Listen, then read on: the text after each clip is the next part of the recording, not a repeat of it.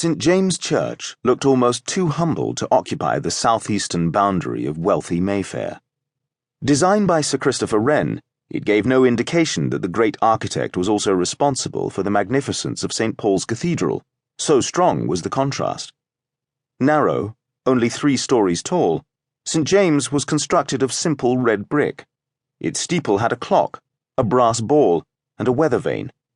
That was the extent of its ornamentation. As the bells announced the 11 a.m. Sunday service, a stream of carriages delivered the district's powerful worshippers. Because a special visitor was expected to relieve the war gloom, St. James filled rapidly. The morning sunlight gleamed through numerous tall windows and radiated off white walls, illuminating the church's interior with glory. It was a dazzling effect, for which St. James was famous. Among those entering the church, a group of 4 attracted attention. Not only were they strangers, but 2 men in the group were exceptionally tall, nearly 6 feet, noteworthy at a time when most men measured only about 5 feet 7 inches.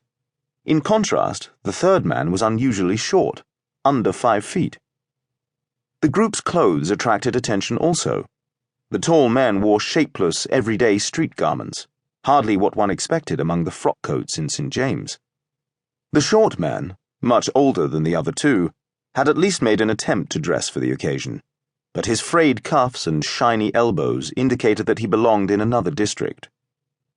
The 4th member of the group, an attractive young woman of perhaps 21, what was the congregation to make of her? Instead of a fashionable, elaborate hooped dress with voluminous satin ruffles, she wore a loosely hanging skirt with female trousers under it, a style that newspapers derisively termed bloomers.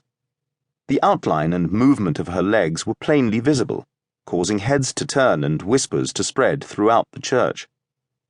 The whispers increased when one of the tall men removed what seemed to be a newsboy's cap and revealed bright red hair. "Irish," several people murmured. The other tall man had a scar on his chin, suggesting that his background wasn't much better. Everyone expected the motley group to remain in the standing area at the back, where servants and other commoners worshipped.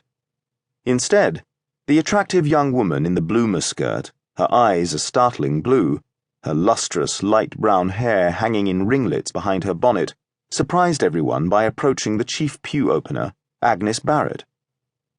Agnes was 60 years old, white-haired and spectacled. Over the decades, she had risen through the ranks of pew openers until she was now the custodian of the most important keys. It was rumored that the gratuities she received from pew renters had over the years amounted to an impressive £3,000.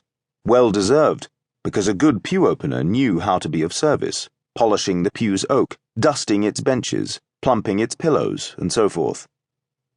Puzzled, Agnes waited for the young woman in the disgraceful bloomer skirt to state her intention. Perhaps the poor thing was lost. Perhaps she intended to ask directions to a more appropriate church. "Please show us to Lord Palmerston's pew," the young woman requested. Agnes's mouth hung open. Had this strange creature said, "Lord Palmerston's pew"? Agnes must have misheard. Lord Palmerston was one of the most influential politicians in the land. "Pardon me?" "Lord Palmerston's pew, if you please." The troubling visitor gave Agnes a note. Agnes read it with increasing perplexity. Beyond doubt, the familiar handwriting was indeed Lord Palmerston's, and the message unquestionably gave these 4 odd-looking strangers permission to use his pew. But why on earth would his lordship lower himself to do that? Agnes tried not to seem flustered. She moved her troubled gaze toward the unusually short man, whose eyes were as strikingly blue as the young woman's, and whose hair was the same light brown. "Father and daughter," Agnes concluded.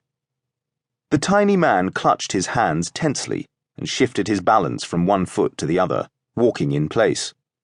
On this cold February morning, his forehead glistened with sweat. Could he be sick? "Follow me," Agnes reluctantly replied.